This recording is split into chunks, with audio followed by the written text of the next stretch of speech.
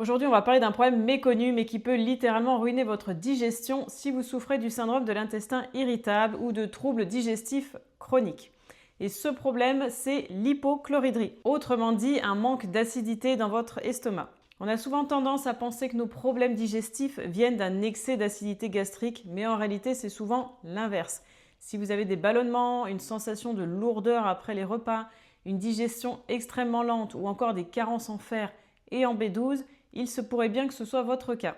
Le souci, c'est que l'hypochloridrie est encore très peu prise en compte dans le parcours médical classique, alors qu'elle peut littéralement bloquer votre digestion et aggraver votre syndrome de l'intestin irritable. Mais pas de panique, aujourd'hui je vais tout vous expliquer, les signes qui doivent vous alerter, pourquoi c'est un vrai problème pour l'intestin et surtout ce que vous pouvez faire pour améliorer la situation. Bienvenue sur ma chaîne, je m'appelle Anne-Sophie Cortas, je suis naturopathe spécialisée dans les troubles digestifs. Je vous accompagne via des formations en ligne et également des consultations pour individualiser votre protocole afin de vous aider à retrouver votre équilibre de manière durable. Si vous souhaitez en savoir plus, n'hésitez pas à aller voir mon site internet naturorise.fr. Alors, comment savoir si vous manquez d'acide chlorhydrique? Voici quelques symptômes qui doivent vous mettre la puce à l'oreille. Ballonnement tout de suite après les repas, sensation de lourdeur gastrique, voire comme si votre estomac n'arrivait pas à se vider. Digestion extrêmement lente, vous sentez que vous mettez des heures à digérer. Vous manquez d'appétit ou vous êtes vite rassasié. Vous avez des glaires en fond de gorge qui coulent en continu, la goutte au nez dès que vous mangez. Vous avez des carences nutritionnelles, notamment en fer, en vitamine B12 et en zinc.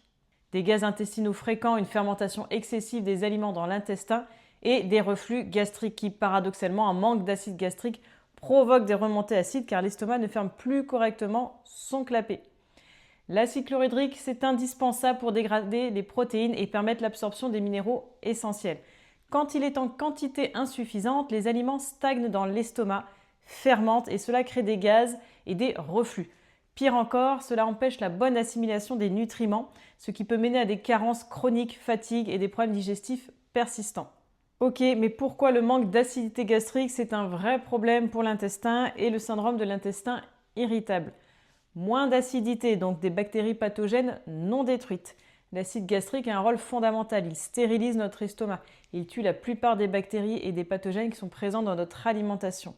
Quand il y a une hypochloridrie, ces bactéries passent sans encombre et peuvent coloniser ainsi l'intestin grêle. Et ça peut favoriser des infections chroniques ou même un SIBO, une pullulation bactérienne de l'intestin grêle. Également une mauvaise activation des enzymes digestives. L'acide chlorhydrique, elle permet l'activation de la pepsine. C'est une enzyme qui est essentielle pour la digestion des protéines. S'il manque d'acide, ces protéines sont mal digérées et elles vont fermenter dans l'intestin, générant ainsi encore plus d'inflammation et de ballonnement. Ensuite, perturbation du microbiote. Si la digestion se fait mal dès l'estomac, c'est toute la suite du processus digestif qui est impacté. Un estomac en dysfonction, ça entraîne un intestin en déséquilibre et ça peut créer des désordres du microbiote. Heureusement, il existe des solutions naturelles pour améliorer l'acidité gastrique et faciliter la digestion. Voici ce que je vous recommande. Dans un premier temps, stimulez l'acidité doucement. Des plantes amères telles que l'artichaut, la gentiane et le chardon-marie. Le gingembre, c'est une plante digestive incroyable qui stimule la production des sucs gastriques. La bétaïne HCl à utiliser avec précaution. Si vous avez une hypochloridrie confirmée, vous pouvez tester la bétaïne en début de repas protéiné, mais il faut y aller progressivement et à éviter en cas de gastrite. Bien mâcher ces aliments et prendre son temps. La digestion, ça commence dans la bouche. Plus vous mâchez, plus vous activez naturellement les enzymes digestives et vous facilitez le travail de l'estomac. Mangez dans un état de calme et de détente en évitant le stress qui va inhiber la production d'acide chlorhydrique. Ensuite, soutenir le foie et le pancréas. Le foie produit la bile qui aide à digérer les graisses. Une bile de mauvaise qualité peut accentuer les troubles digestifs.